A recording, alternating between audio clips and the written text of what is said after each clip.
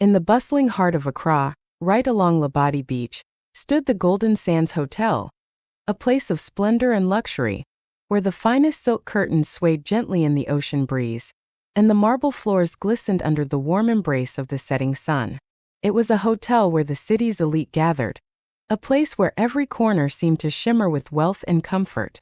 But every night, as the last rays of sunlight dipped beneath the horizon and the soft hum of the city began to quiet, a man named Robert took his place. He wasn't a guest at the Golden Sands, no, he was the night watchman. Tall and quiet, Robert had spent 6 long years patrolling the hotel's grounds. He took pride in his work, making sure that the guests who came through those grand doors felt safe and secure. In all those years, his life had been one of routine and solitude, until one evening she arrived. Her name was Adjoa Mensah, though many in Accra knew her as the Queen of Real Estate. Adjoa was a woman of immense power and wealth, her name whispered in boardrooms and at the most exclusive gatherings. She was striking, tall, with skin the color of the deepest night and eyes that seemed to hold the secrets of the world. She had come to the Golden Sands Hotel seeking peace, an escape from the whirlwind of her life. Adjoa was used to being in control, but even she could not control the weariness that had settled deep within her. The lavish hotel offered a brief respite, a place to rest her mind and soul. But she hadn't expected to notice Robert.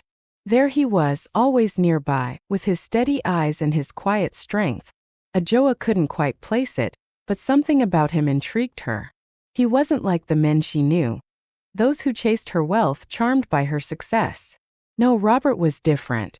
There was something deeper in his silence, something that called out to her.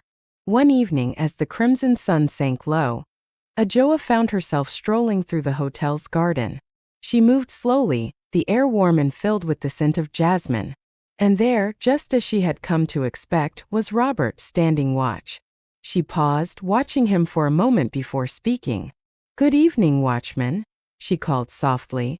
Robert turned, his eyes meeting hers with a mixture of surprise and calm. He nodded respectfully, his voice low as he replied, "Good evening, madam." Her gaze lingered on him. "How long have you been here?" 6 years, he answered, his tone even and steady, though inside his heart beat a little faster under her gaze. She smiled, a quiet, mysterious smile. "And in 6 years, have you ever wanted more?" Robert hesitated, caught off guard by the question. He wasn't used to talking to guests, especially not someone like her. "I am content with my work, madam," he said after a pause. Adjoa studied him for a moment longer, her eyes glimmering in the fading light. Contentment is a rare thing. With that, she left him standing there, her words lingering in the warm night air. From that moment on, Adjoa found herself looking for Robert more and more.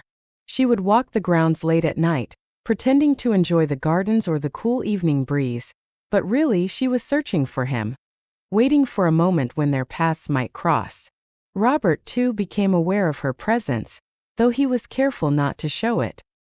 He went about his duties with the same quiet dignity, though his mind often wandered to the woman with the mysterious smile. What could a woman like her, with all her wealth and beauty, want with a simple watchman? But fate, as it often does, had plans for them.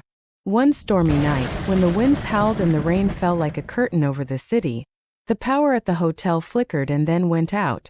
In the darkened halls, Robert moved swiftly, checking to make sure all was well. That's when he saw it. A shadow moving near Adjoa's suite, a figure lurking in the darkness. Without a moment's hesitation, Robert rushed forward.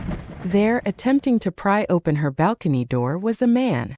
Robert tackled him to the ground, his muscles straining as he held the intruder down until the hotel's security could arrive.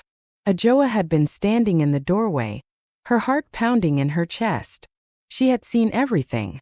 And in that moment, as the rain poured down and Robert stood tall and strong before her, something shifted in her heart.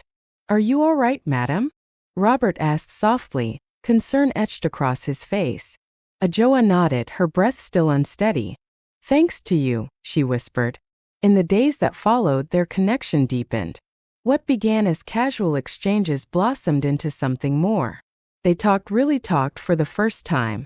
Robert shared stories of his childhood, of dreams he had long since buried in the hard soil of responsibility.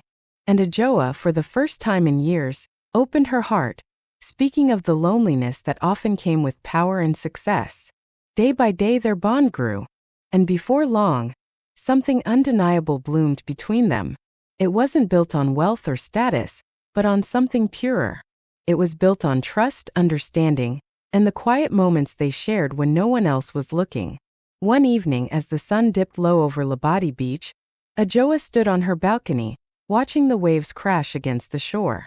Below her, Robert was making his rounds as usual, his figure a comforting silhouette in the fading light. "Come up," she called down to him, her voice carried by the wind. Robert hesitated only for a moment before making his way to her suite. When he arrived, she was waiting with 2 glasses of wine. She handed one to him, their fingers brushing lightly. As they stood there side by side watching the ocean, Ajoa turned to him and asked quietly, "Do you ever wonder what could be?"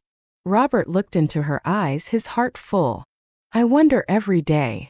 With that, Ajoa smiled, her heart full as well. "Then let's stop wondering and start living." And so, beneath the gentle glow of the Accra sunset, they shared their first kiss. It was a kiss that would change their lives forever, a promise of a future built not on wealth or status, but on something far more precious, love. From that day forward, theirs was a love that would be whispered about for years, a love that crossed boundaries, defied expectations, and blossomed in the most unexpected of places. And as the waves crashed against the shores of Labadi Beach,